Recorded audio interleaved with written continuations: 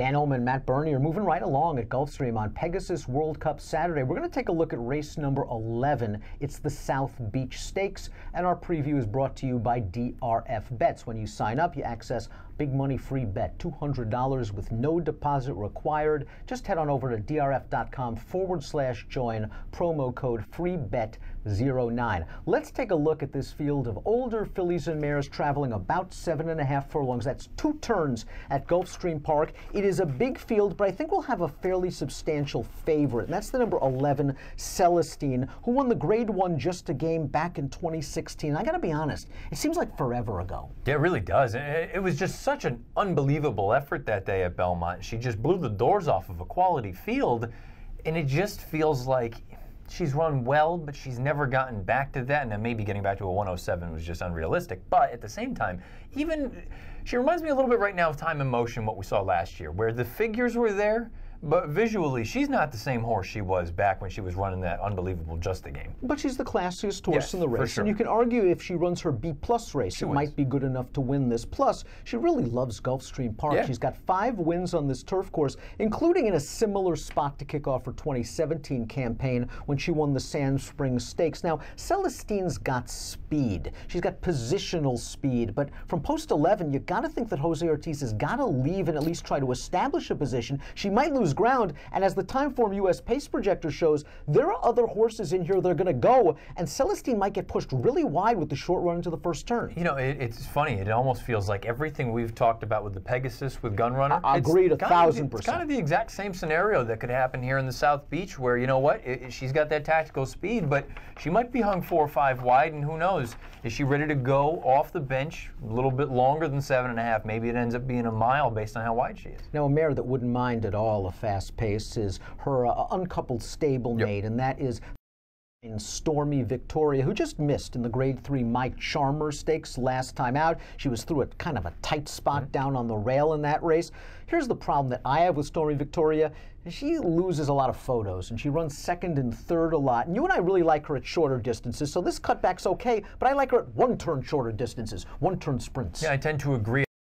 Thing, if you're trying to make a case for her that could mitigate sort of the distance, is if they do just line up and throw it down and they go 46 and change for the half, she's going to have a pace to run it. For what it's worth, though, the Mike Charmer so far, not so strong. The number 2 is I'm Betty G, who projects as one of those speed horses. She's going to get blinkers on again, and Michael Maker does great work with this move. We cue the formulator fact for I'm Betty G.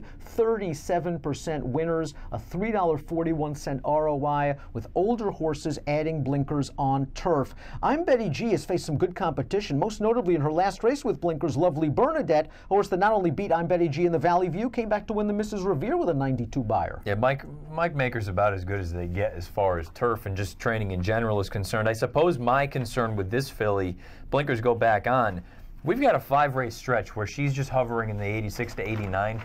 I don't know that we're going to get a forward move, and if we don't get a forward move, I don't think she can win. Talk about a hoverer. The 10 Storm the Hills hovering at 88. Yep. Her last 3 races are 88s, and she's run well in all of them, and it was good enough to win 1 and not good enough to win the other 2. I thought she was okay last time out in the Tropical Park Oaks. It was her first start for trainer Eddie Keneally. She had a wide post. She pressed the pace on the outside. She ran okay. But if you're telling me she's going to run another 88, she needs Celestine to go backwards in a big way. Yeah, 88's not going to cut it. But I think, too, sure, she was a little bit wide, but to me, that's the perfect kind of trip. Pressing overmatched long shot, you inherit the thing, you go on with it, and you get run down by 2 horses. Is Ghostly Presence this kind of horse? Roger Atfield, as you know, had a real big start to the Gulfstream Park meet, and this horse has been first or second in her last 5 races, winning the Tropical Park Oaks over 3 of these common foes. She has 2 things that kind of work against her.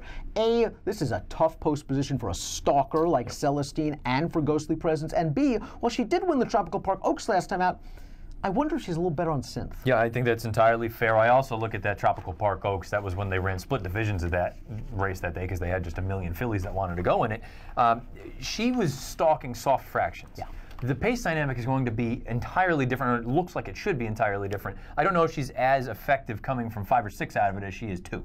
I know the pace is expected to be fast, and I do agree with the Timeform U.S. pace projector, but can you still make a case for a big-priced horse, the number 8, Perdona? This is a mare that I believe is dirtied up. While I believe the horse we just talked about is better on synth, I know Perdona is better on turf, and her last 2 races on synth are just pure throwouts. You take those races out, 3 for 3 on turf, versatile running styles, good formulator fact for an underrated trainer. Here's Perdona's formulator fact, 25% giant ROI synth to turf. I think this horse, I agree with you 100%. The beautiful thing about formulator, you can gray out things that you don't want to see. I have the filter set for this kind of race, 7.5 to 8 furlongs on turf.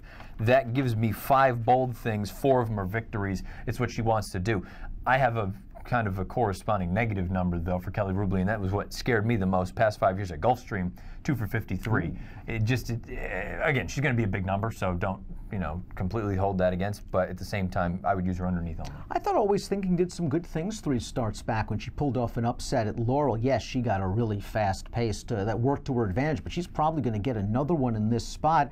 5.5, just a little too short for her, I think, in the Buffalo Trace, Franklin County. Last time out in the autumn days at Aqueduct, that was a race where I didn't think there was a lot of pace, and she was coming from the back of the pack. She's only run once at 7.5 at Gulf, and she ran really well at a big price. I guess that's the thing. I just don't know what she is. Is this what she wants to do, 7.5? If you think that she can handle this against this kind of company, then certainly she's going to be a giant price and she's going to run on. I'm still not sure what she is. Conquest Hard Candy, another horse expected to push the pace, a pace presser last time out. Her 3rd start of the form cycle here, and this is a filly, 3rd of the form cycle last year. She won the Sanibel Island and paid $18. Not sure she's good enough to win this race, but she's certainly a pace factor. Interesting runner in the 4, Miss Hollywood, who's only raced once previously on turf. That was an okay second at 30-1 behind Stormy Victoria.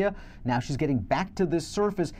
Is the problem the running style? I think so, yeah. If she had sort of a stalking gear, I would be much more intrigued by her, but the fact that she seems to be a forward, if not outright need to lead type, I don't think it works for her. For what it's worth, though, it's siblings, there is some turf in there. Hollywood Idol is 2 for 6 on turf. Team of Teams got away with an easy lead in the Tropical Park Oaks and still could not fend off Ghostly Presence in the stretch. Maybe Team of Teams makes the lead yet again in this spot, but if she does, she's going a heck of a lot faster with arguably better horses chasing. We saw this in the Memories of Silver. That was back in April of last year. We saw it most recently in that Tropical Park Oaks. I don't see it working. My Sister Sledge in the Tropical Park Oaks, no match for Ghostly Pleasure. Won the Maryland Million Ladies 2 starts back with an 80 buyer speed figure, a little light on numbers. Yeah, she's slow. That's the problem. She's going to need to move up in a big way. You get Javier, though. Let's take a look at our top picks for the South Beach Stakes. $125,000 is the purse. You're going with Graham Motion. He's just having a great Gulfstream Park meet. This horse was flying at the end of the Tropical Park Oaks.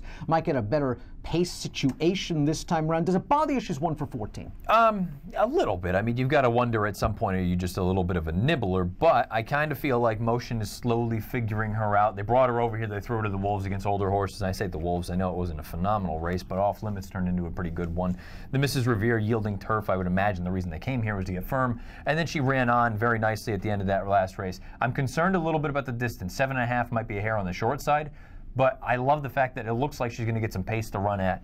I like her a lot. I'm a little concerned, you're right. 7 times second or third from 14 lifetime starts, but I think there's a race in her, and she should be a decent number. What price do you get? She's 15 on the line. 8. I think That's 8, fair. And I think I'd probably play her in the 5 or 6 to 1 range, and I think I'll probably get 8. 1, 9, 11, and 8 for Matt.